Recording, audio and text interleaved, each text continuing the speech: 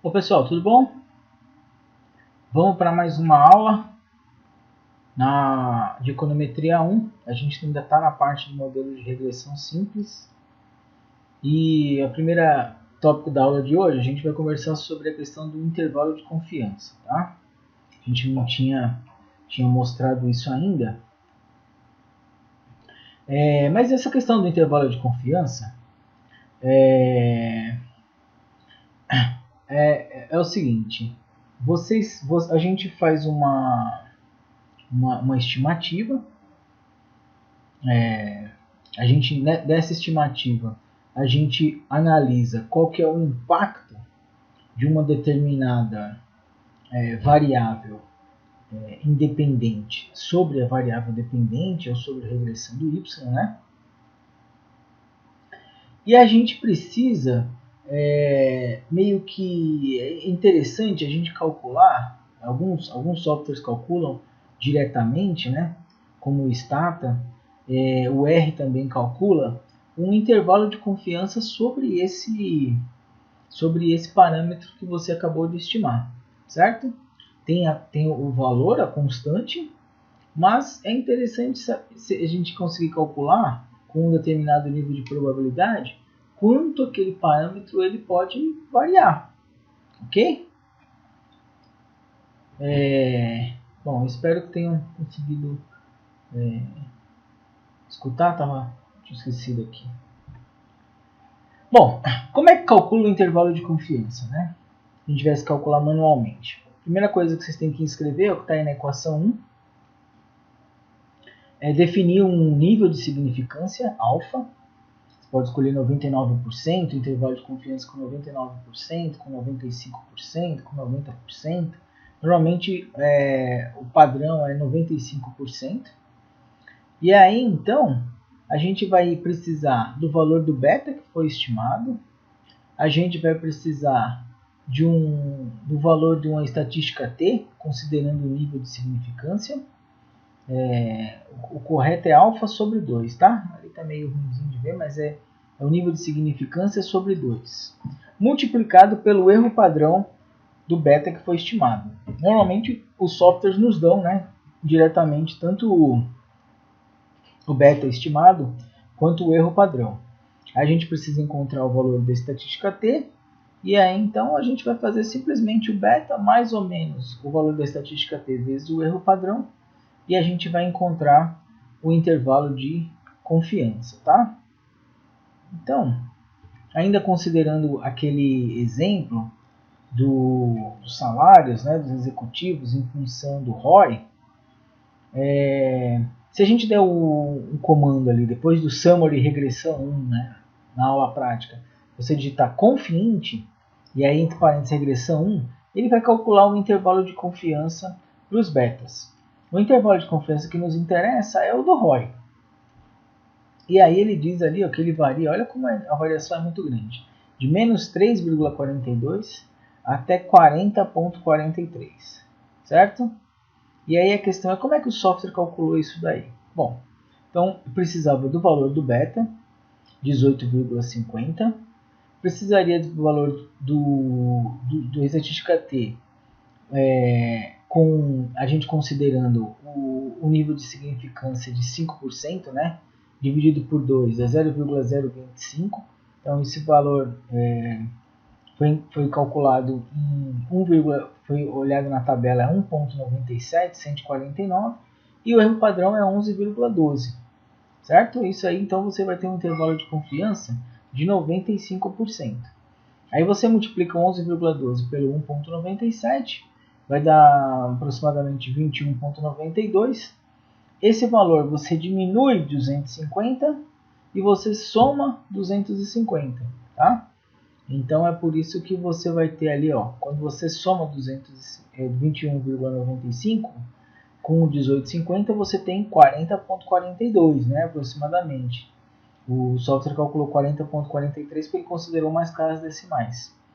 E o limite inferior é o valor menos o valor do beta menos o que foi aqui calculado, vai dar menos 3,42, como está aparecendo ali na parte inferior do intervalo de confiança. Então, o que significa? Significa que como é que você interpreta isso? É que se nós repetirmos esse evento 100 vezes, em 95% delas, o beta estimado vai estar entre menos 3 e 40. Entre menos 3 e 42 e 40. Ok? Essa aqui é a interpretação do intervalo de confiança. Bom, vamos agora ver as questões dos pressupostos do modelo clássico de regressão linear. Esse é um outro tema importante que vocês precisam ter um cuidado e relembrar, porque normalmente é questão de prova, tá? Além dos passos da metodologia econométrica, quais são os pressupostos, as hipóteses do modelo clássico de regressão linear? Bom, o primeiro é que o modelo de regressão é linear nos parâmetros, tá? Ele pode ser não linear nas variáveis, mas os betas estimados eles têm que ser lineares, ok? A segunda hipótese é que os regressores eles têm que ser fixos. Eles não podem ser regressores aleatórios, tá? Em amostras repetidas. Ou, em outras palavras, a nossa análise de regressão vai ser condicionada aos valores de x, certo? Uma terceira hipótese é que, dados os valores de x, o valor esperado de u dado x, ou a média condicional do resíduo dado os valores de x, é igual a zero. Ou seja, os erros têm média zero. Ok? E com isso é possível demonstrar que o estimador de mínimos quadrados ordinários não é viesado. Ou seja, o valor esperado do beta zero é igual, do beta zero estimado é igual ao beta zero verdadeiro, e o valor do beta 1 estimado é igual ao beta 1 verdadeiro. A demonstração a gente vai fazer no próximo slide da próxima aula, ok? Que é onde a gente cobrir regressão múltipla, tá? Os coeficientes estimados eles podem ser menores ou maiores, dependendo da amostra que é o resultado de um sorteio aleatório. Isso daí a gente está falando sobre a questão do viés, tá? Que é essa parte que a gente está colocando aqui, o que é um viés. No entanto, em média, eles serão iguais aos valores que caracterizam a verdadeira relação entre y e x na população. Tá? Em média, aqui a gente está dizendo que a amostragem foi repetida, ou seja, foram sorteadas amostras aleatórias e repetidas as estimações diversas vezes. Tá? Em uma dada amostra, as estimativas podem diferir consideravelmente dos valores verdadeiros. Mas continuando com as hipóteses do modelo clássico de regressão linear, além de saber que a distribuição amostral do beta 1 estimado está centrada em torno do beta 1 verdadeiro, a gente precisa saber quanto distante da média, em média, a gente pode esperar que o beta 1 estimado esteja do beta 1 verdadeiro. Tá? Quem vai colocar essa questão para a gente é a variância de cada observação do erro, dados os valores de x. Okay? A variância de cada observação do resíduo, dados os valores de x, ela é constante, tá? Ou seja, homocedástica. Então, isso daí é uma outra hipótese do modelo clássico de regressão linear. Está escrito ali, ó, variância do u barra x é igual a sigma 2, ou seja, constante. Tá? Se não fosse constante, seria sigma 2 e teria um subscrito ali, ok? Então, a homocedasticidade é uma das hipóteses, uma dos pressupostos do modelo clássico de regressão linear, ok? A variância do erro tem que ser constante. O valor da variável independente não deve conter informações sobre a variabilidade dos fatores não observados. Olha lá, ó. Como a variância do resíduo do dado x é igual a, em termos de valor esperado, o valor esperado de u ao quadrado dado x menos todo o valor esperado de u dado x ao quadrado, e como a gente sabe que o valor esperado de u dado x é igual a zero, ou seja, o resíduo tem média zero, a gente pode reescrever dizendo que o sigma 2 é igual ao valor esperado de u ao quadrado. Portanto, O sigma 2 é igual ao valor esperado de U, que é igual à variância de U. Tá? Dado que o valor esperado de U é igual a zero. Está bem demonstrado no livro do Woodridge, que vocês podem acompanhar os slides também com ele, ok? Aqui está uma interpretação gráfica da homocedasticidade, olha, dá uma olhada. Cada ponto da curva é considerado como se fosse uma variável aleatória, consequentemente ela tem uma distribuição de probabilidade associada. A homocedasticidade está nos dizendo que essa variabilidade ela é constante. Olha lá, o sino, né, o formatinho de sino aqui da distribuição, ele tem a mesma, digamos assim, a mesma largura ao longo da reta de regressão. Okay? Outras hipóteses, os resíduos também não são autocorrelacionados, okay? A covariância de UJ com I diferente de J, dado X é igual a zero. Não existe multicolinearidade perfeita, o modelo está corretamente especificado, né? E se os erros eles são constantes e tem média zero, a gente pode colocar que eles seguem a distribuição normal. Okay? Todos esses itens vão ser discutidos melhor individualmente. Tem aulas específicas só para entender o que é multicolinearidade, o que é autocorrelação, o que é homocedasticidade, certo? Multicolinearidade está relacionado com uma correlação entre as variáveis explicativas do modelo, como vocês vão ver. Enquanto autocorrelação, homocedasticidade, normalidade, está tudo relacionado com resíduo, com U. A multicolinearidade não. A multicolinearidade está relacionada com as variáveis explicativas do seu modelo. Ok? Então é isso.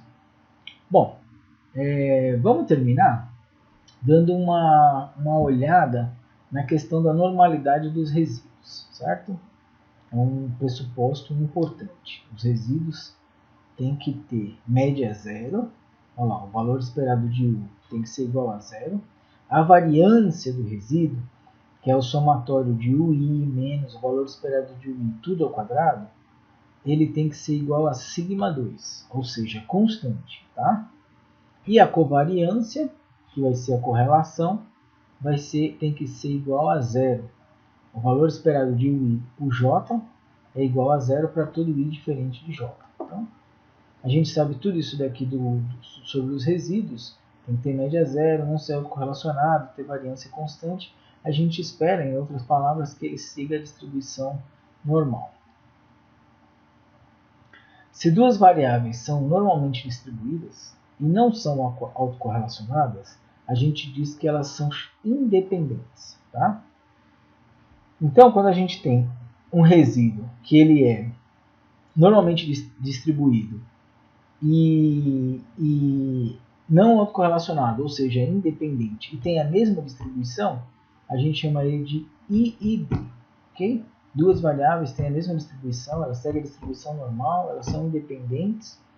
Então, o resíduo ele é I e D, independente e igualmente distribuído, com média zero e variância sigma 2. Como é que se faz para testar se os resíduos seguem ou não a distribuição normal? Tem algumas possibilidades, né? Todas elas têm algum grau de críticas que se fazem. Os economistas gostam muito dos testes de Jarque-Bera, né? O teste de Jarque-Bera. Existem outros testes e existe também a questão gráfica, né? Uma análise gráfica sempre é importante para você entender a questão da normalidade.